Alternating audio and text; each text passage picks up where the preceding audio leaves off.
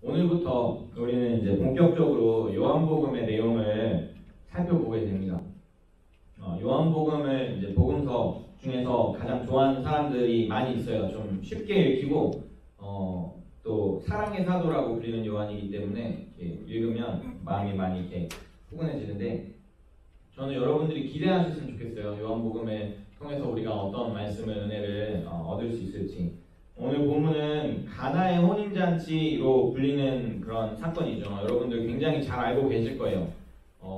성경을 몰라도 이 물이 포도주가 되게 하신 이 사건은 사람들이 많이 알고 있지 않을까요? 우리는 이 사건을 뭐라고 부릅니까? 성경에 나오는 많은 사건들 중에 이제 이러한 사건들을 우리는 보통 기적이라고 부르겠죠. 기적, miracle. 요한복음에는 7가지의 기적이 기록되어 있어요. 제가 이제 리스트 가지고 왔는데, 앞으로 우리가 보겠지만 물을 포도주가 되게 하신 사건, 그리고 왕의 신하의 아들을 낳게 하신 사건, PPT가 있거든요. 그리고 베데스다의 옆에 있는 그 병든 자를 살리신, 고치신 사건, 5,000명을 먹이신 오병이어 사건, 그리고 물 위를 걸으신 사건, 날 때부터 맹인된 사람을 낳게 하신 사건, 죽은 나사로를 살리신 사건, 이 7가지의 기적들이 요한복음에는 기록되어 있습니다. 그런데 요한복음 20장 30절에 보시면 예수께서 제자들 앞에서 이 책에 기록되지 아니한 다른 표적도 많이 행하셨으나, 첫 번째로는 많은 그런 기적들을 행하셨지만 요한은 이 7가지만 적는 걸로 본인이 결정을 했다라고 하고요. 그리고 오늘 설교에서 가장 중요한 포인트가 여기 있는데, 요한은 이 사건들을 기적이라고 부르지 않아요. 표적이라고 부릅니다. 굉장히 많이 달라요. 우리는 보통 기적이라고 생각할 수 있지만 영어로 보시면 miraculous sign이라고 불러요. 표적, sign. 그게 오늘 제가 여러분들께 드리려고 하는 이야기의 굉장히 중요한 포인트입니다. 이 가나의 혼인잔치 기적이 단순한 기적이 아니고 이것은 표적이라는 거, sign이라는 거. 제가 그게 어떻게 해서 중요한 건지 한번 설명을 드릴게요. 우선은 이 sign이라고 하는 거의 그 딕셔너리 미닝을 보면 an object, quality or event whose presence or occurrence indicates the probable presence or occurrence of something else. 그러니까 어떤 것이 있는데 그것이 다른 것의 인디케이터가 된다는 거예요. 이 사인은 어떤 다른 것을 가리키는, 표시하는 그런 물건이라는 거죠. 예를 들면 뭐 우리가 이제 남자들이 또는 여자들이 이렇게 서로에게 뭐 꽃다발을 주고받을 때, 이 꽃다발은 이 사람을 향한 나의 사랑의 증표가 되겠죠. 사인이 되겠죠. 그리고 뭐 이제 예를 들면 제가 사인을 몇 가지를 가지고 왔는데, 이제 아빠랑 이제 운전하고 동물원을 가는 길이요. 동물원 표지판이 딱 나와요. 그럼 애들은 동물원이다! 라고 소리를 지르죠. 근데 그거는 동물원 표지판을 보고 소리를 지른 거지만 동물원 표지판 때문에 소리를 지른 게 아니고 이 사인이 인디케이트 하는 무언가가 있기 때문이죠. 저 동물원 사인이 나타난 순간 저 사인이 인디케이트 하는 건 뭐냐면 동물원이 가까이다, 이제 다 왔다 라는 것을 보고 이제 아이들이 기쁨의 소리를 지르는 거죠. 뭐 공항 사인이나 이제 저런 공항 사인, 어딘가를 찾아갈 때 저 사인을 잘 봐야 공항이 어디 있는지를 알 수가 있어요. 여러분 그거 아세요? 이제 운전 안 하시면 거기에 이제 페이 어텐션을 안 하겠지만 피어슨 공항으로 가는 길에 공항 사인이 이렇게 붙어 있는데 가끔은 이렇게 붙어 있고 가끔은 이렇게 붙어 있어요. 비행기 방향이. 그게 앞으로 내가 공항에 가려면 이렇게 우측으로 빠져야 되는 경우에는 그 비행기가 이렇게 업라이트이 아니라 이렇게 돼 있고, 이쪽으로 빠져야 되면 이렇게 돼 있어요. 그러니까 그거에 대한 방향을 알려주는 거예요. 공항은 이쪽인데 앞으로 이렇게 나가시면 됩니다 라고 알려주는 거죠. 어딘가를 다다라야 할 때 사인을 제대로 읽고 해석하지 않으면, 뭐 예를 들면 공항 사인 가까이 가면 이제 요런 비행기 사인이 있고 요런 비행기 사인이 있어요. 그러면 이제 요거는 디파처리야. 비행기가 테이크오프 하는 그 그림이니까 요거는 이제 어라이벌이에요. 내가 그래서 한국에서 오는 친구를 픽업한다 그러면 요 사인을 찾아가야 되는 거고, 내가 우리 친구를 데려다 준다 그러면 요 사인을 찾아가야 되는 거예요. 사인의 그 디테일이 살아있는데 그 디테일들을 읽어야 내가 원하는 곳에 갈 수 있고, 그 사인이 표시하는 곳에 우리가 갈 수 있습니다. 뭐 금연 사인이나 저 핸디캡 파킹은 이제 이곳은 담배를 피면 안 됩니다 라는 그런 사인인데, 저 사인을 미스하거나 아니면은 해석하지 못하는, 뭐 가끔가다 저 빨간색 요게 뭐 faded out 된 그런 사인 있잖아요. 그러면 이제 요게 없고 동그라미만 쳐 있어. 여기는 담배 피는 곳이구나. 여기서 담배를 폈다가 뭐 벌금을 물게 되겠죠. 핸디캡 파킹도 이제 뭐 저 동그라미가 휠체어인 줄 모르고 다른 걸로 생각해서 나 여기다 대도 될 것 같아. 되면은 뭐 파인이 엄청나게 나오는 거죠. 그래서 사인은 굉장히 중요해요. 사인이 무엇을 가리키는가를 아는 것이 굉장히 중요하고 그 디테일을 아는 것이 굉장히 중요합니다. 대부분의 경우에 제가 생각하려고 했을 때 아닌 경우를 거의 찾을 수가 없었어요. What signs indicate is more important than the sign itself. 그렇지 않은 경우가 별로 없는 것 같아요. 내가 뭐 결혼하려고 하는 사람한테 아무리 비싸고 큰 다이아몬드 반지를 사준다 그래서 이게 막 10만 불짜리 아니면 세상에 하나밖에 없는 막 60억짜리를 줬어. 그럼 내 사랑이 그거보다 작지 않아요. 내 사랑은 그거보다 더 크기 때문에 나는 그거를 표현하려고 가장 좋은 이런 선물을 고르는 거지. 이 선물은 너무 좋아서 내 사랑이 이거보다 좀 못해. 오해는 하지 마. 뭐 이런 식으로 얘기하는 경우가 없어요. 무슨 말인지 알겠죠? 예수님이 오늘 물을 포도주로 바꾸셨는데 많은 사람들은 이 사인을 보고 흥분합니다. 와, 물을 포도주가 되게 하셨구나. 그래서 그 사인이 인디케이트 하는 뭔가를 보지 못하고 그냥 그거 자체로 너무 좋아하는 거예요. 마치 디즈니랜드에 가려고 하는 아이가 디즈니랜드 사인이 이따만하게 막 있는 걸 보고 와, 여기 진짜 좋다. 야, 디즈니랜드 가자. 이제 다 왔어. 아니, 나는 여기 있을 거예요. 여기서 사진도 찍고 그냥 여기서 점심도 먹고 여기서 그냥 놀을 거예요. 그런 아이들처럼 그냥 이 물이 포도주가 되게 하셨다. 뭐 나중에 나오는 오병이어나 이런 기적들이 다 마찬가지지만 나는 그런 기적이 나한테 이루어지기를 원합니다. 나 아무것도 없는데 흙수저인데 나중에 금수저가 되기를 원합니다. 나는 그래서 예수님을 믿습니다 라는 거는 그냥 그 디즈니랜드 사인 앞에서 하루 종일 보내겠다라고 하는 사람과 똑같아요. 그것보다 더 큰 것이 있어요. 물을 포도주가 되게 하신 예수님, 그것이 우리에게 인디케이트하는 더욱더 큰 것이 있는데 사실 답은 이미 나와 있죠. 요한복음 20장 31절 보시면 오직 이것을 기록함은 너희로 예수께서 하나님의 아들 그리스도이심을 믿게 하려 함이요 또 너희로 믿고 그 이름을 힘입어 생명을 얻게 하려 함이니라. 예수님이 물을 포도주가 되게 하신 것은 It's an indicator of the fact that Jesus is the Son of God. 그게 더 중요한 거예요. 우리는 근데 예수님이 하나님의 아들이고 뭐고 상관없이 나는 그냥 이 기적이 더 중요해 라고 생각할 수 있는데 제가 얘기한 것처럼 무슨 사인이든지 그것이 가리키는 것보다 더 중요할 수 없고 어떤 기적을 행하셨든지 간에 예수님이 하나님의 아들이시다라는 그 사실보다 우리에게 더욱더 큰 의미를 가질 수가 없는데 우리는 이제 요한복음의 7가지 표적들을 보면서 우리가 왜 이 기적들에 흥분하고 환장하는 것이 아니라 예수님이 하나님의 아들이시라는 것에 있어서 우리는 더욱더 기뻐해야 되는지를 알게 되기를 원합니다. 자, 사인에는 디테일이 있다 그랬죠. 뭐 예를 들어 영화 포스터를 뭐 이렇게 예를 들었을 때 거기 등장인물도 나오고 거기 배경도 나오고 뭐 어떤 걸 보면 이거는 스페이스 영화구나, 이거는 뭐 무슨 뭐 로맨스구나, 그런 것들이 이제 잘 읽어보면은 그 잘 드러나거든요. 그런 포스터도 말하자면 사인 중에 하나겠죠. 한번 본문을 읽어볼게요.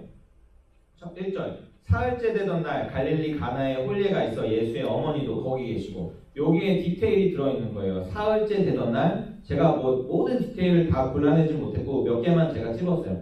사흘째 되던 날 on the third day, 그리고 가나에 홀례가 있어 there was a wedding. 두 가지. 사흘째 되던 날 가나에 홀례가 있어. 3절 포도주가 떨어진지라 예수의 어머니가 예수에게 이르되 저들에게 포도주가 없다 하니 와인이 떨어졌어요. 그거 그리고 4절에 예수께서 이르시되 여자여 나와 무슨 상관이 있나이까 내 때가 아직 이르지 아니하였나이다. My time has not yet come. 요것도 디테일이요. 뭐 예를 들면 스톱 사인은 빨간색이잖아요. 그거는 멈춤 이런 거를 더 표시하기 위해서 빨간색으로 되어 있는 거죠. 그런 디테일에 우리가 잘 이렇게 pay attention을 해야 돼요. 그래서 사흘째 되던 날 이 웨딩 그리고 포도주 내 때가 아직 이르지 아니하였나이다. 여기까지만 보면 아직까지는 해석이 잘 안 돼요. 나머지 디테일들을 더 보고 그것들을 제가 한꺼번에 묶어서 해석을 하도록 하겠습니다. 6절부터 11절도 한번 읽어볼까요? 거기에 유대인의 정결 예식을 따라 두세 통 드는 돌 항아리 6이 놓였는지라. 이것도 제가 디테일 중에 하나로 꼽을게요. 돌 항아리 6. 예수께서 그들에게 이르시되 항아리에 물을 채우라 하신즉 아기까지 채우니 이제는 떠서 연회장에게 갖다 주라 하시며 갖다 주었더니 연회장은 물로 된 포도주를 맛보고도 어디서 났는지 알지 못하되 몰두한 상인들은 알더라. 연회장이 신랑을 불러 두 가지를 추가합니다. 돌 항아리 6개 그리고 물이 포도주가 된 사건. 돌 항아리부터 볼게요. 제일 큰 힌트라고 생각합니다. 돌 항아리는 여기 이제 영어로 디스크립션을 보면은 stood 6 stone water jars, the kind used by the Jews for ceremonial washing, each holding from 20 to 30 gallons. 1갤런이 뭐 한 4리터 정도 되니까 30갤런이면 막 100에서 120리터 엄청 큰. 그래서 이제 제가 사진 가져왔는데 이렇게 커다란 그런 항아리일 거란 말이죠. 이런 게 이제 6개가 있었어요. 보통 이 기적 자체에 관심을 갖는 사람들은 이 항아리에는 관심이 별로 없을 거예요. 항아리가 무슨 상관이야? 그냥 물이 포도주가 됐다는 게 중요하지. 그래서 내 통장 잔고가 어떻게 변하는 게 더 중요하지 라고 생각을 할 텐데 이 항아리가 사실은 제일 중요한 거예요. 왜냐면 그런 디테일들이 살아있거든요. 유대인의 정결 예식을 따라 두세 통 드는 돌 항아리라고 하는데 ceremonial washing, 정결 예식이라는 건 뭐냐면 이제 정결하다는 건 내가 깨끗하다라는 얘기잖아요. 그 예식이라고 하면 뭔가 하나님과 관련되어 고 우리가 생각할 수 있을 것 같아요. 유대인들의 집에는 이 당시에 이런 항아리들이 항상 있었어요. 대부분. 왜냐면 거기가 사막 기후라고 하니까 갔다 오면 이제 손이 더러워지니까 손도 씻고 발도 씻고 이제 그런 용도로 사용된 것이지만 그것보다도 더 중요한 의미가 있어요. 정결 예식을 위한 것인데 이제 레위기에 보면은 유대인들에게 하나님이 주셨던 여러 가지 율법들이 기록이 되어 있거든요. 우리가 레위기는 가끔 이렇게 스킵하긴 하지만 스킵하는 이유가 뭐냐면 우리랑 별로 상관이 없어 보이니까. 어떤 얘기냐면 이런 동물들 먹지 마라, 저런 생선은 먹지 마라, 왜냐면 그거는 unclean하다, 부정하다 이런 얘기 하잖아요. 이런 거 먹고 저런 거는 깨끗하고 이런 건 부정하고. 왜 그런 얘기들을 이제 결국에는 우리가 하나님 앞에서 정결하게 서는 것에 대해서 말씀하고 계시는 것인데 그거는 이제 다음에 있지만 유대인들에게도 워낙 율법이 복잡한 거예요. 또 이제 예를 들면 어떤 질병들은 좀 이렇게 부정해. 예를 들면 시체를 만지면 나는 부정해져. 피, 침, 무슨 사람 몸에서 나오는 그런 남자들의 정액이나 이런 걸 만지면 내가 부정해져. 그리고 여인들이 이제 월경을 할 때나 아이를 출산한 이후에도 그 사람들은 부정해집니다. 그래서 레위기에는 보면은 이런 일이 있으면 너는 unclean하게 되었기 때문에 며칠 동안 기다렸다가 자기를 씻고 나서 그 다음에 예배 가운데 참여할 수 있다. 이제 이런 얘기들이 되게 복잡하게 나와 있어요. 그리고 또 뭐가 있냐면 이런 사람들과 접촉한 사람도 부정하게 됩니다.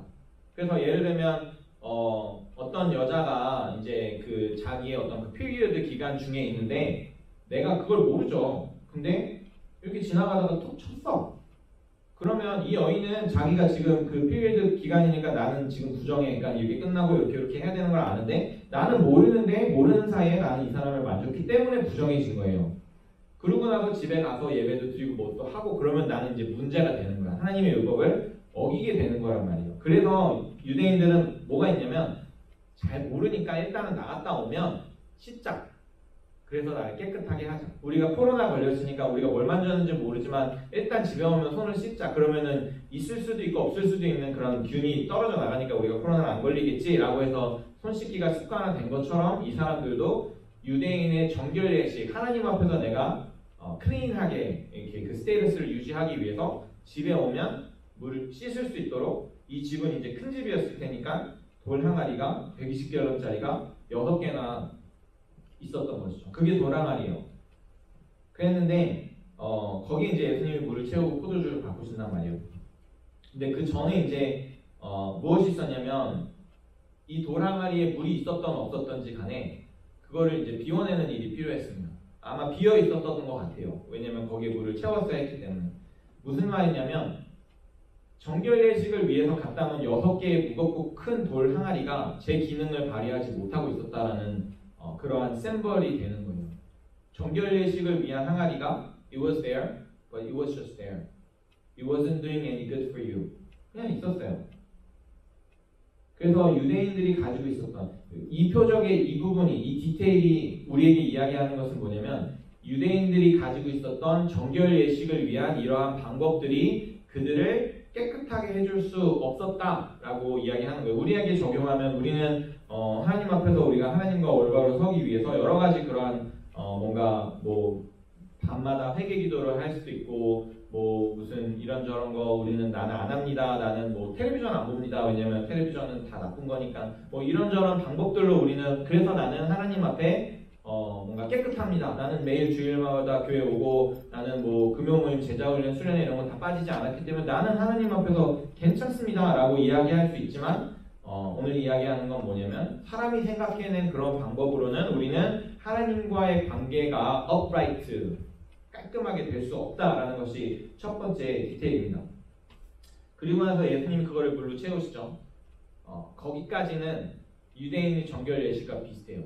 그래서 그 물로서 깨끗하게 되면 이제 별다른 것이 없는 것인데 예수님 말씀하시는 건 뭐냐면 다시 한번 강조하시면서 이 항아리에 물 아무리 채워봤자 깨끗해질 수 없다. 포도주로 바꾸시면서 이 포도주가 상징하는 것이 있겠죠. 성경에서 웬만하면 포도주는 우리가 성찬식 때 포도주를 나누는 것도 그렇고 예수님의 보혈을 상징합니다. 그래서 예수님께서 이 항아리를 물로 채우시고 그거를 포도주로 바꾸신다는 것은 뭐냐면 하나님 앞에서의 우리의 거룩이, 우리의 깨끗함이, 하나님과의 관계가 우리의 방법으로 되는 것이 아니라 예수 그리스도의 보혈로 가능해지는 것이다 라고 말씀하고 계시는 거예요. 제가 사연을 해석하는 게 조금 너무 아닌 것 같은데 라고 생각하시면 좀 더 들어보세요. 결혼식이 뭐냐면 왜 예수님이 자신의 첫 기적을 결혼식에서 행하셨을까? 결혼식은 뭐냐면 두 사람이 하나가 되는 예식이죠.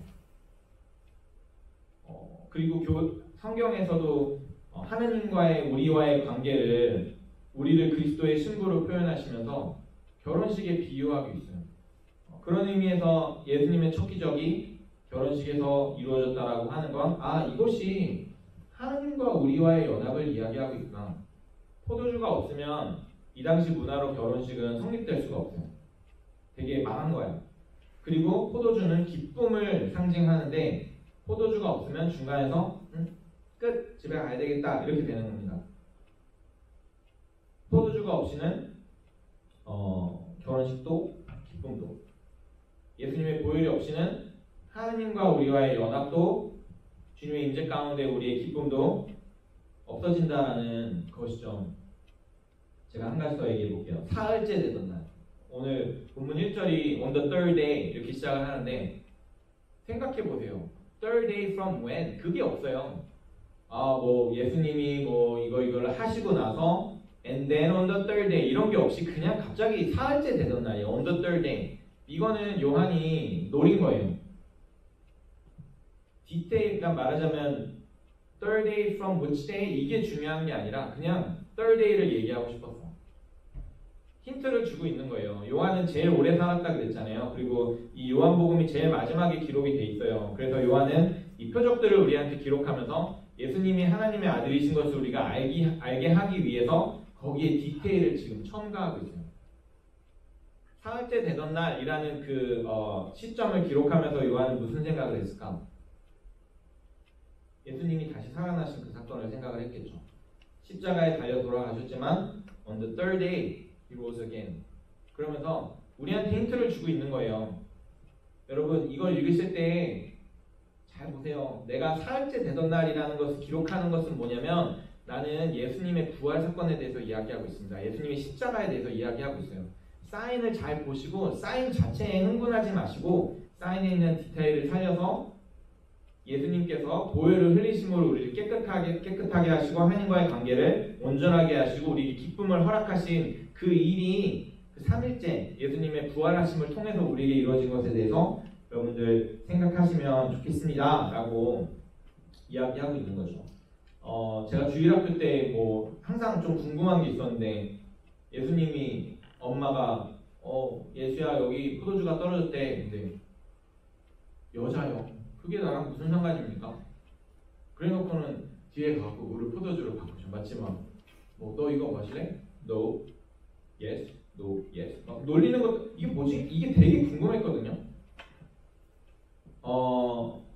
예수님 어머니가 원했던 건 뭐냐면 기적이었어요. 기적. 포도주가 떨어졌대. 포도주를 만들어봐. 예수님이 노를 하신 건 뭐냐면 저는 기적에는 내 때가 아직 이르지 않았습니다. 그러니까 기적에는 내가 노를 하는데 표적으로서 내가 일을 행한다라는 말씀이신 거죠. 그러면서 더 하시는 말씀이 뭐냐면 내 때가 아직 이르지 아니했습니다. 요한복음에는 이 때, my time, my hour 이라는 표현이 많이 나오는데 대부분 예수님의 십자가 그 사건 그때를 이야기합니다. 그래서 나중에 이제 뭐 기도하러 가실 때나 이제는 때가 이르렀다. 내가 원수들에게 잡혀서 이제 뭐 십자가에 달리고 뭐 이런 얘기를 하시게 되는데 예수님께서 하시는 말씀은 뭐냐면 내 때가 아직 이르지는 아니하였지만 내가 여기서 이 표적을 행함으로써 앞으로 이루어질 일들에 대해서 보여주게 되는 것이죠. 돌 항아리 물을 포도주로 바꾸신 것 결혼식 사흘째 여자여 내 때가 이르지 아니하였나이다. 이 사인들을 잘 살펴보면 제가 여태껏 얘기한 것이지만 정리하면 사람의 방법으로는 우리가 하나님 앞에 정결해질 수 없고 하나님과의 관계가 온전해질 수 없는 것에 있어서 예수님은 자신의 보혈로 우리에게 무언가 행하셨고 우리를 거룩하게 하셨고 이때는 그때가 아니었지만 그때가 되어서 예수님께서 우리를 위해 십자가에 돌아가시고 다시 사심으로써 이 일을 행하셨습니다. 그래서 하느님과의 우리와의 결혼이 성립이 되었고 우리 안에 그 기쁨이 넘쳐나게 되었습니다 라고 이야기하는 것입니다. 앞으로 나오는 나머지 사인들도 비슷할 거예요. 이 사인의 디테일을 보고 그래요? 그게 그런 뜻이었어요? 예수님께서 우리를 위해 행하신 일에 대한 사인이었군요. 예수님이 우리를 위해 죽으심으로 하나님과의 관계를 온전하게 하셨던 그것이군요 라는 것에 우리가 기뻐하고 익사이드 돼야지. 그 사인의 디테일을 보고도 나는 그냥 물을 포도주가 되게 해서 술 좋아하는 사람들 진짜? 그러면 술 맨날 먹을 수 있겠네? 이런 식으로 하는 건 얘기한 것처럼 디즈니랜드 사인 앞에서 사진을 찍고 돌이켜가는 그런 뭐 여러분들 얘기는 아니니까 어리석은 그런 행동이 된다는 것입니다. 오늘 마지막 본문에 보시면 11절에 예수께서 이 첫 표적을 갈릴리 가나에서 행하여 그의 영광을 나타내시며 제자들이 그들 믿으니라. 이 표적을 보이셨고 제자들이 예수님을 믿었다라고 하는데 이 제자들 중에 그 표적이 가리키는 바를 보고 예수님을 믿었던 사람은 얼마나 될까? 실제로 예수님을 따랐던 사람들이 굉장히 많이 있었지만 십자가에 달려 돌아가시는 그날에 많은 사람들이 도망가고 그러니까 어쩌면 믿었다라는 것이 무엇을 믿었는지 글쎄요. 이 부분은 제가 많이 고민을 안 해봤어요. 그냥 지금 생각해보면 잘못 믿었던 사람들도 있었겠구나. 저는 뭐 좀 무겁고 어려운 얘기지만 교회 안에서도 예수님 잘못 믿는 사람이 있겠구나. 아니면 교회를 잘못 다니는 사람이 있겠구나. 그냥 교회 다니면 뭐 좋은 일 일어나는 거 아니에요? 뭐 그냥 그러니까 우리에게 일어나는 일들도 표적인 거죠. 우리가 아팠는데 건강해졌어. 그건 표적이에요. 그냥 건강해진 것 자체가 좋은 게 아니라 내가 믿는 하나님이 이런 분이시구나. 그래서 그분을 더 사랑하고 그분을 더 따르고 섬기는 그런 게 돼야지. 뭐 나중에 또 아파지면 또 예수님 찾지. 어떤 이런 식으로 우리가 믿는 것이 아니다라는 것이죠. 다시 한번 가나에서의 혼인잔치 물을 포도주가 되게 하신 이 표적. 우리 적어도 요한복음을 공부하는 동안에는 우리가 이거를 기적이라고 부르지 말고 표적이라고 뭐 miraculous sign이라고 한번 생각하도록 합시다. 여러분들은 이 표적을 보시고 그 표적이 가리키는 표적 자체보다 훨씬 더 중요한 것을 오늘 발견하셨습니까? 우리가 눈이 띄어지면 좋을 것 같아요. 그래서 그냥 사인만 보는 게 아니라 그 사인 앞을 보고 이제는 이렇게 내가 목적지에 다다랐구나 라는 것들을 확인할 수 있는 그런 저와 여러분들이 되시면 좋겠습니다. 같이 좀 기도할까요?